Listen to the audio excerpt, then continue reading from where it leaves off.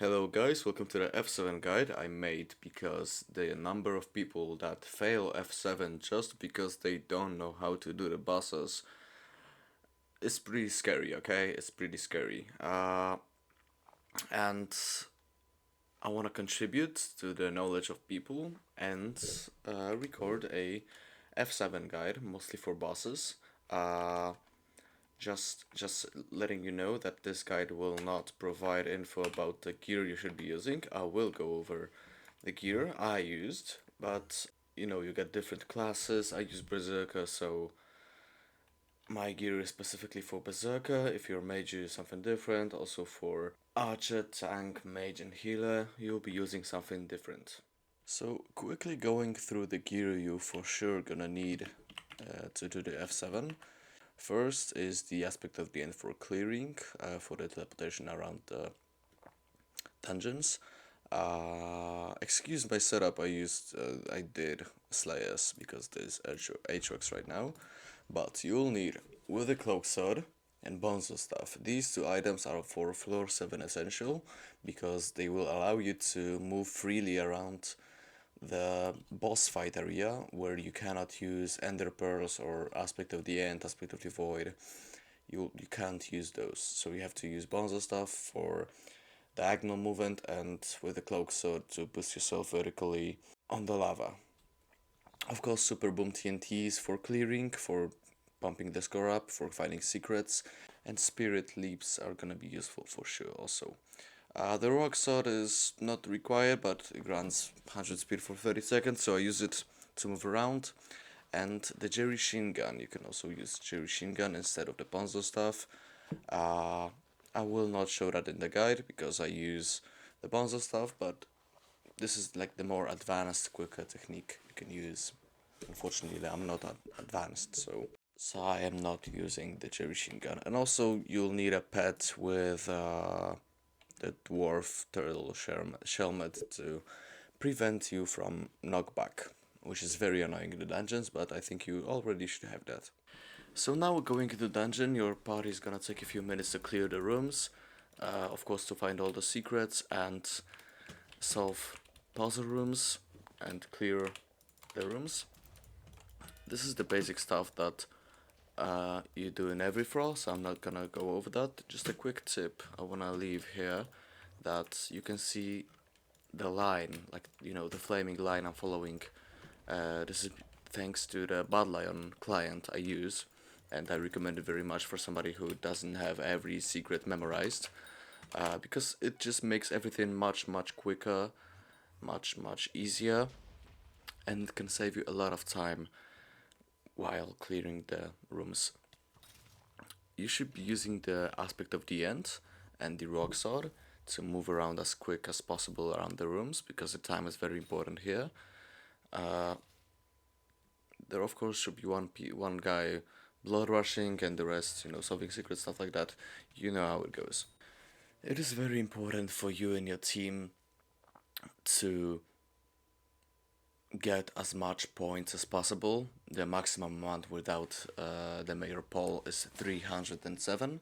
Because even if somebody dies, it takes like 2 points, and with the spirit pet, just 1 point on the first death.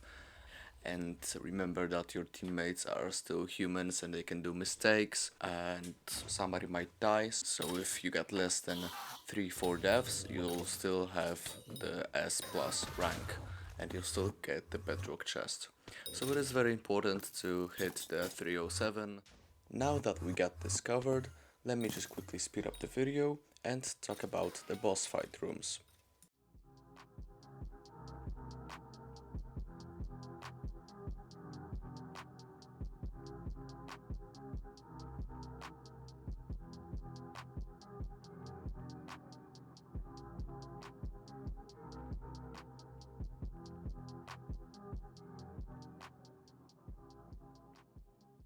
Now, as we enter the first phase and the first boss is the Maxa. Now you'll see why you needed the with the cloak sword and the bonzo stuff.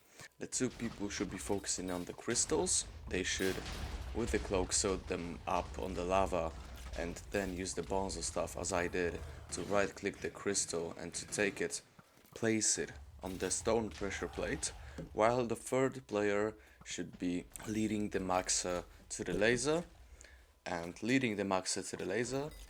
And when Maxa steps into the laser, he becomes vulnerable, and then you should be able to deal as much damage as you can to him, and this process needs to be done twice.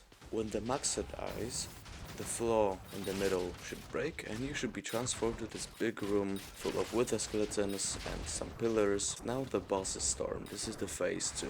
In the phase 2, firstly you should focus on taking out all the wither skeletons, because they deal a lot of damage when you're impatient. Then you'll see this big red countdown on your screen, and this is the moment where you should go and hide under the pillar, because the storm is gonna use his lightning bolt and probably kill all of you. Then after the bolt strikes, one person should be focused on leading the storm under the pillar, while the other, as you can see in the top left corner, stands on the platform. Standing on the platform results in the pillar going down and crushing Storm, which makes him energized and then vulnerable, and you can deal as much damage to him as you can. Then you repeat the process with the yellow pillar, and by this time the Storm should be dead. If he's not, because your team screwed something up, also use the third purple crusher. Then, as you could see, the red pillar crushes, and you can enter the phase 3, where the boss is Goldor. And this phase is you have to be very technically gifted to do it, because you have to do a lot of terminals. And now with the cloak sword really comes handy.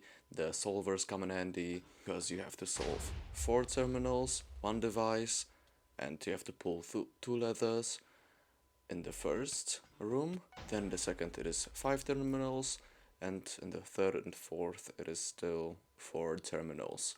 The most important thing are the devices here, because they are very high up and you cannot just jump on them with the cloak sword. There have to be one person to complete the parkour and go to the device, so the party should agree on one person doing all the devices. There are 4 types of terminals, which are pretty self-explainable, so I'm not gonna cover them, but the more important thing are the devices. The first one is the Simon Says, where the lamps light up and you have to click them in the same order as they were lighted up. The second device are the redstone lamps, where you got, I think it's 5x5 area full of redstone lamps and levers, and you have to light up all the levers, and there's a just easy trick to do it. You have to pull all the levers in the corner and the 2 in the middle. The third device is the arrow, where you have to create a path from arrows. I'm pretty sure this is also like self-explainable and pretty easy to do, and the solvers will help you with that. The third device is in the last room, and it is where you have to stand on the golden pressure plate and shoot the lighted up blocks with arrows. You can see this dude in front of me will do this device exactly. This is the 4th device, and after you do it, after you do all the devices and levers, the core entrance will open in the middle, and he will be left in a corner just with Goldor, where he will be vulnerable and you have to kill him.